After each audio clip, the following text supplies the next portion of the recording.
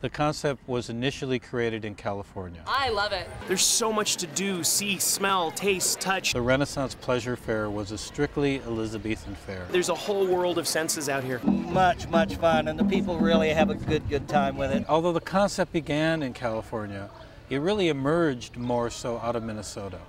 The Minnesota Fair was probably the second major fair in the country, but out of Minnesota came King Richard's Fair. Out of Minnesota came the Maryland Renaissance Fair, the Georgia Renaissance Fair, the Kansas City Renaissance Fair.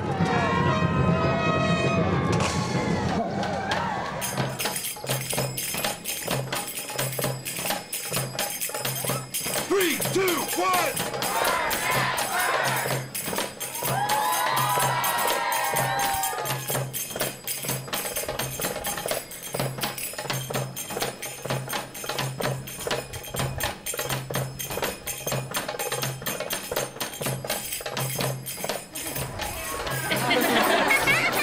I am so much more fun live.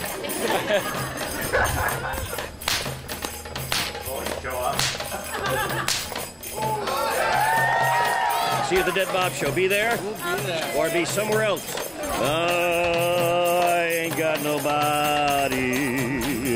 Ladies and gentlemen! Ladies and gentlemen. Ladies and gentlemen, Children of all ages! This is the Angelo! and this is Scaramouche. And this is Raphael. And we are. Die Tortugasmen!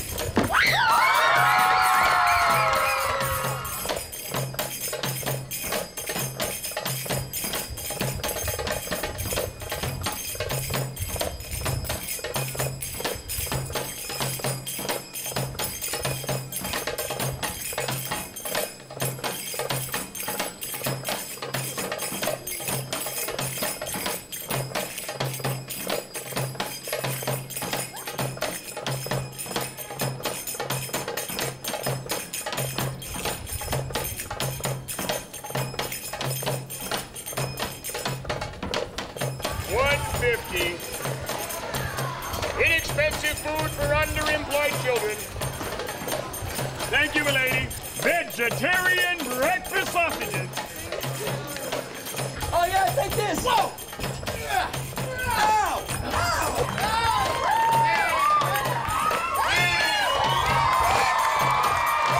And the crowd goes wild!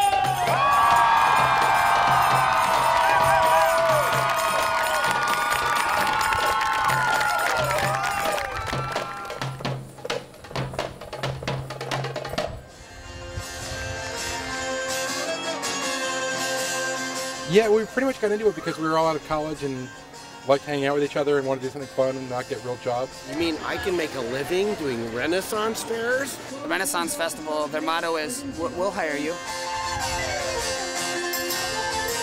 So, when did you graduate from Pickle U?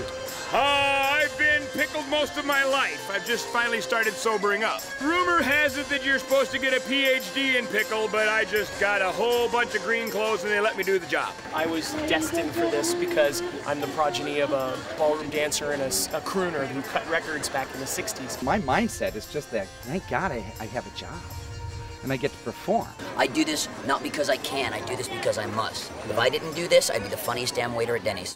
I was in college and met somebody who had done a Renaissance festival, and I was majoring in history and thinking I was probably bound to the fate of being a history teacher at some point, but I loved theater and I was not interested in going to New York City or Los Angeles to produce it, so I was kind of figuring it would be a sideline, and then this Renaissance festival idea came up, and I auditioned and got cast as the village idiot. It takes a village idiot.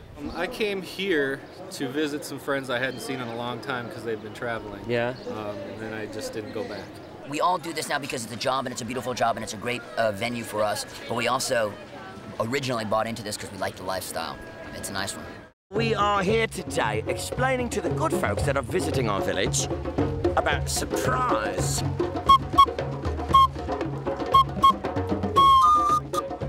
Oh, that sounded interesting. It's the Broccoli-phone.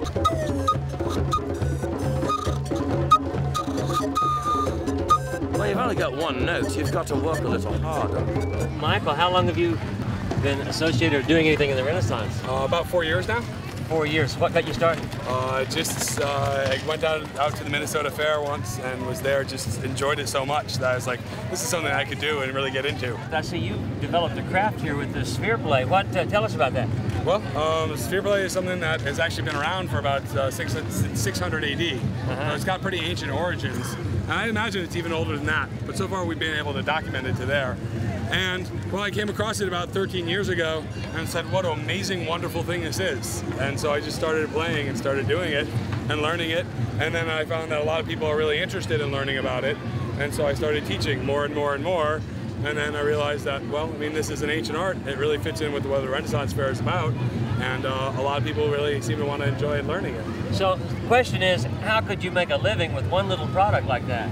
Well, I mean, we have a bunch of different color spheres, and you know, but essentially it's because people are interested in it. So we sell enough of them that we can support our crew of 6 people, as well as, you know, keep us going, traveling down the road. We're not ready to retire yet, but it's growing.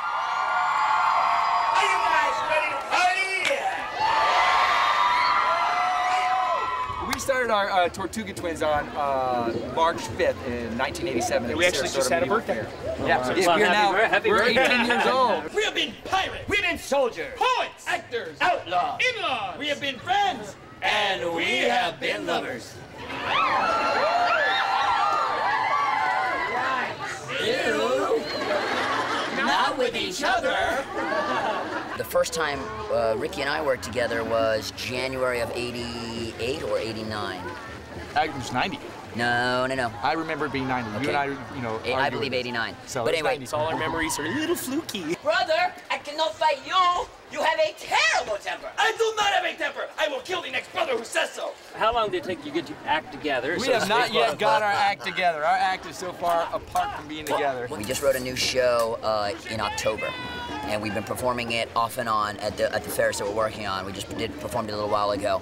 It's still not ready. Our show is so heavily improv-based. It's a great advantage. If you are easily offended. Hi, cowboy.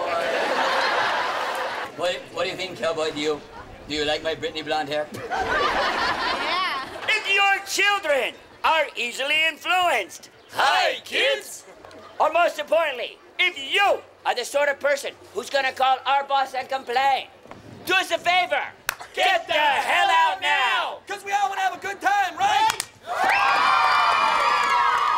My twin brothers and I have traveled all over the world. All over the world. Hang on.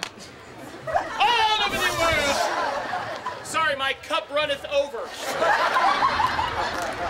Yeah, that's because it's a Dixie cup.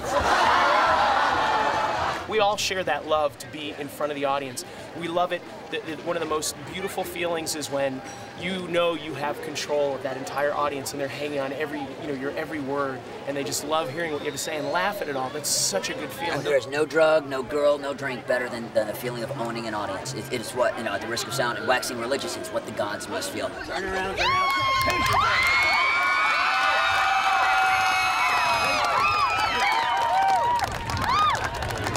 Bless and protect their noble steeds from the sins and ravages of outrageous combat, and may victory go not to the strong, but to the righteous. Amen.